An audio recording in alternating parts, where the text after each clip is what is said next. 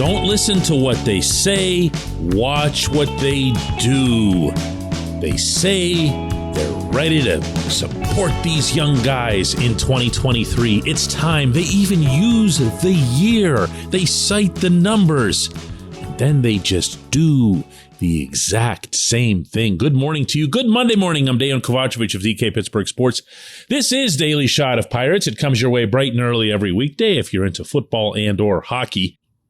I also offer daily shots of Steelers and Penguins that I hope you'll check out. Over the weekend, Ben Cherington signed Austin Hedges to a 1-year, $5 million contract. And again, when you hear the number, anytime you hear the number million attached to the Pirates, it's stunning, isn't it? Well, it was when they signed Carlos Santana, 1 year, $6.7 million. They were looking for somebody who could offer some kind of offense, although he hit 200 last year. He also had a whole bunch of power attached to that. They acquired Ji-Man Choi from the Rays. He comes with about a $4 million price tag, and you think, yeah, here it is. This is it. Finally, we've been waiting for it. No. Those guys were replacing other people's salaries who've since departed. And almost as if to show off this particular trend, the Pirates signing Hedges to a 1-year, $5 million deal is exactly to the penny what they paid Roberto Perez last year. And Hedges, while he has been one of the best defensive players at any position in the majors, and that's always a welcome trend, not being facetious here. That's a good thing to have behind the plate. Everything about his defense, including his pitch framing, including his ability to work with pitchers, will be a positive. But when you're coming off a season that was the literal worst in franchise history when it comes to offense, and you go and you get yourself 3 guys who rate out right in that 200 range, you've done nothing.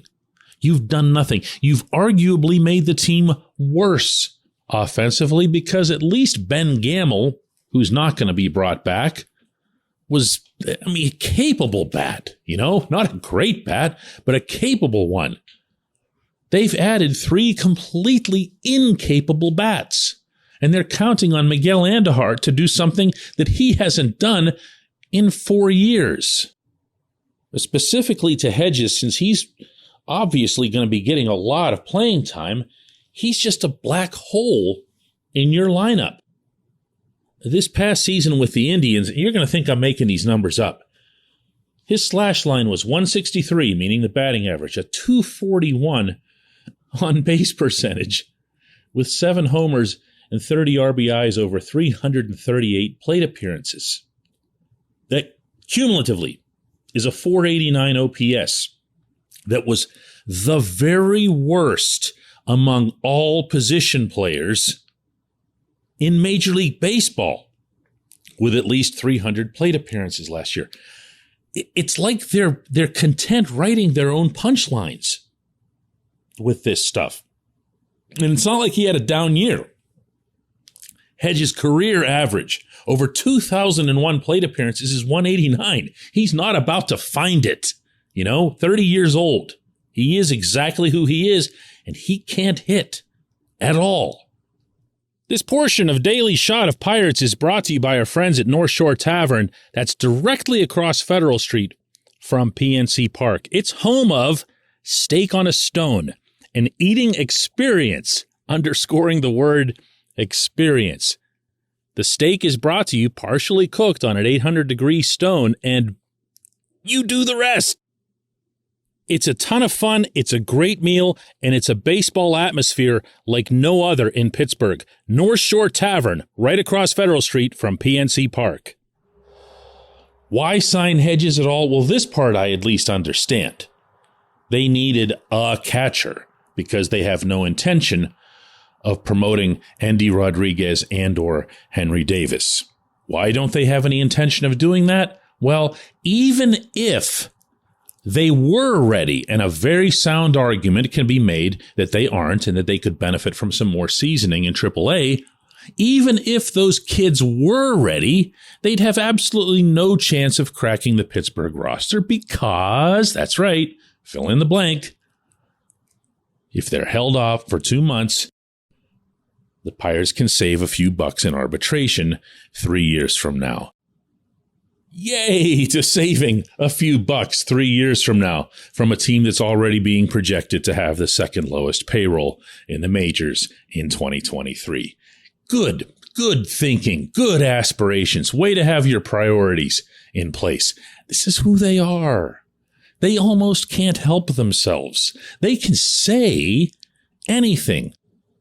And honestly here, the one part that confounds me the most in this whole broader scenario is that Cherington even wasted his breath saying it, saying that they wanted to take 2023 more seriously and we feel like it's time.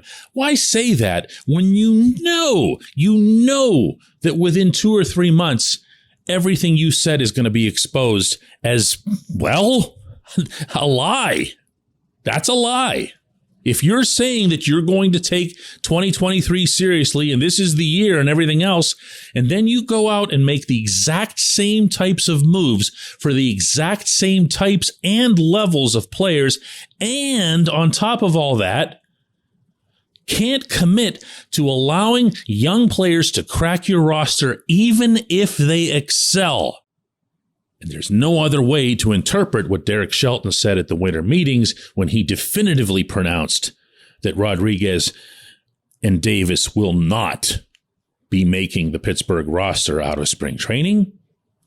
Then you're just doing the exact same thing. And everybody, however few people remain, who pays attention can see this. Everyone can see this. They're checking off boxes just like they did last year at the same positions that they did last year. They're going to end up checking off a couple more, and that's going to be it. That's going to be it. Oh, wait, there is one difference. Oh, yeah, right. The part where your best player wants to leave. When we come back, J1Q.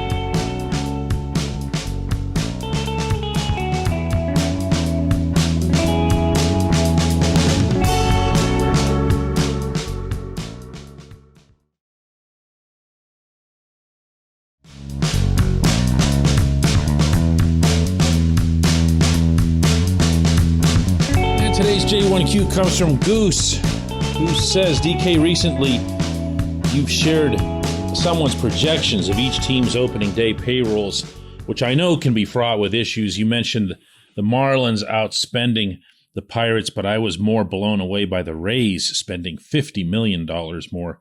The Pirates would need to increase spending by 60 to 70% over current projections to match the Rays. You've mentioned many times that Pittsburgh is not St. Petersburg, but how are the Rays pulling this off? Do the Pirates have such a revenue discrepancy and or profit difference, or is this about where you can conclude that Nutting is just taking all of that and maybe more to the bottom line? Goose, I don't ever mean to differentiate, first of all, between the Marlins and the Rays. They're both in really rotten situations from a revenue standpoint. The Marlins are a little bit better off because they have the new stadium, but they can't draw flies to their games any more than the Rays can. The Rays are discussed more often because the Rays are good. The Rays have mastered the art of not only drafting and developing, but also trading at an ideal time to replenish a system with even more prospects once one of them is sent out for multiples.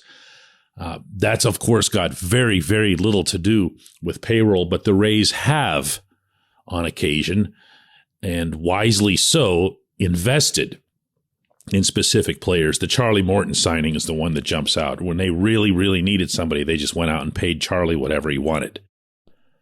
The figures that I've cited, incidentally, are from Spotrac, probably the internet's most reliable independent source of tracking contract info and payroll info across all of the major professional sports. They do a really, really thorough job of that.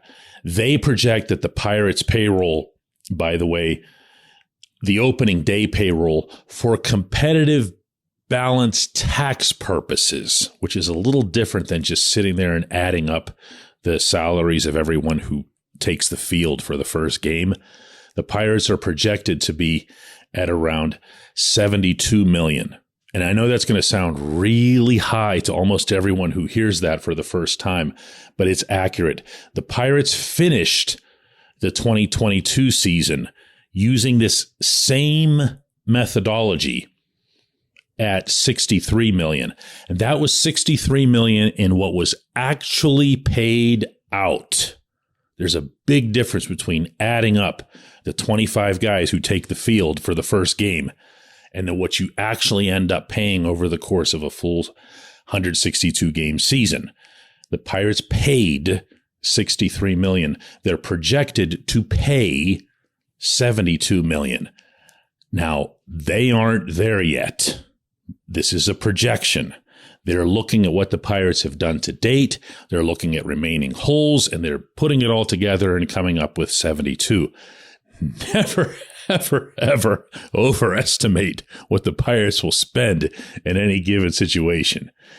If you look at their roster right now, by their own assessment, by their own eyeballs, they're going to find a way, I can promise you, to cheap out on whatever's left.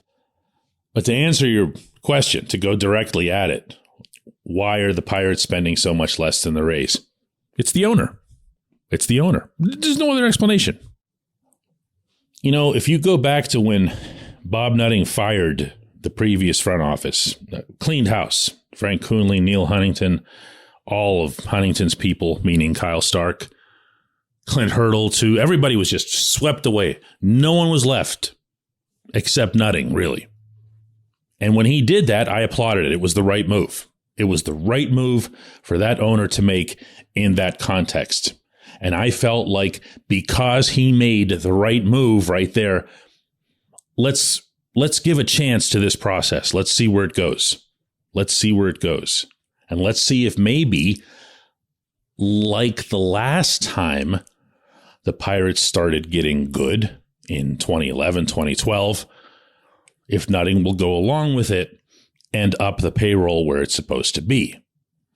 2013, 2014, and 2015, the 3 years that the Pirates made the playoffs, were the 3 highest payrolls of Nutting's tenure as owner. They also were the 3 highest profit-making years of his tenure. Think about that for a second. There are a lot of things I haven't liked about his ownership, and I've called them out, and I've done it publicly. And I've gone to the ballpark the very next day, and they've all seen me, including him, and I walk in there with my head held up knowing that I'm expressing an opinion that I believe in because I work to try to find facts to build those opinions as opposed to doing it the other way around. I've held the same, and I mean identically so, the same view of Nutting for about a decade straight now. Nothing's changed, nothing's modified, nothing was, ooh, look, he came around, or some other nonsense. What changed was the calendar. This is year 4. This is year 4 that we're heading into with this front office that Nutting put together. And we are still not seeing the first trace of taking a season seriously. And that's the part that I find unacceptable. I'm not sure why I seem to be having a difficult time conveying this to some listeners and readers. I'm having a hard time with year 4 being a punt. I have put this in giant headlines on our website. I have screamed it from the rooftops on this program. That is my issue. That right there. Punting in year 4 is garbage. I haven't changed an outlook on Nutting. All that's happened here is that the calendar flipped and they've stayed the same. And he's the owner of this franchise. He's ultimately responsible for all of this. If he comes into 115 Federal one bright morning and bursts into Ben Cherington's office and says, hey, that's enough. We're going to get this done in 2023, or we're at least going to make a big step forward. Then you're not going out there trolling the bottom of dumpsters for 163 hitting catchers. So yeah, that's my answer. That's my answer. It's on the owner. It's on the owner. And my question is this: what are you going to do about it? Let's have another show tomorrow.